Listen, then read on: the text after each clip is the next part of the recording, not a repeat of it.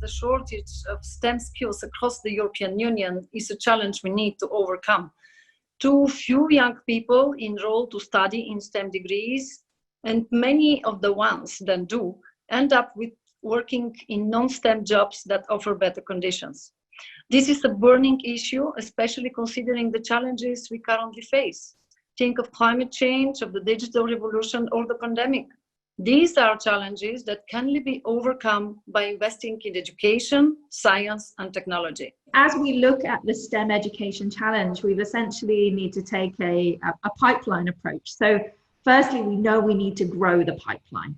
And one of the major challenges we have, not just in Europe, but in many Western countries, is that young people are shifting the way that they choose careers, shifting the way that they select what they want to do in life and connect it to personal aspiration and a sense of vocation, what they can do to change the world.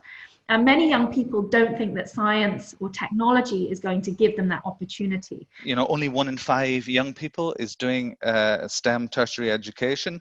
And if we look at the number of graduates going to come on stream in Europe compared to particularly China, in China, I've seen figures that say that before 2030, there will be a 300% increase in STEM graduates, while in Europe and the US, we're talking more about something like 30%. Very young girls performing in science, in technology, as well as boys. They are really interesting. But when they arrive to high school, they start really to choose differently. And it is because of a very different socialization that starts in the families, school, in media, in culture, in video games, in all over around. So if we really want to face that problem, we have to also to take a very holistic view of that and very sort of comprehensive way of tackling that theme. And the research that we've done through partnerships with European SchoolNet, but also through our own internal research, has demonstrated that taking more innovative pedagogical approaches, project-based approaches, based around solving big picture challenges like, for instance, the Sustainable Development Goals, and giving young people the opportunity to understand how technology can be used in a hands-on way to solve big issues, big challenges out there in the world, is incredibly powerful for getting them more excited about STEM, because they understand it's a creative process. It's a process that's for problem solving.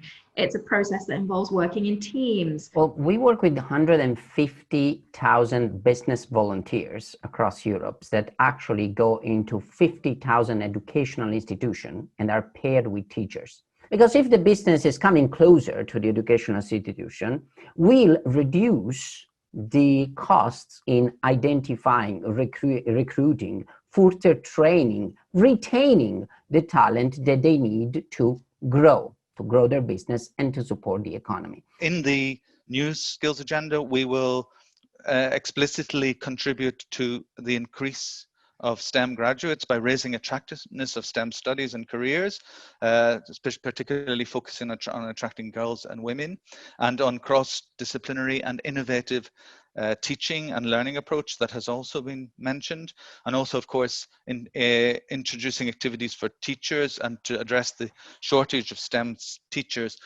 One thing is about training. The other things is about creation. And this is why in our programs, we create a lot of challenges for the young people, not only to create their mini companies, but to bring that alive. It's a challenge itself that is not based on passive methodology of education, but very active methodology, because the young person are the ones who are redesigning the future and the world of work in which they will enter.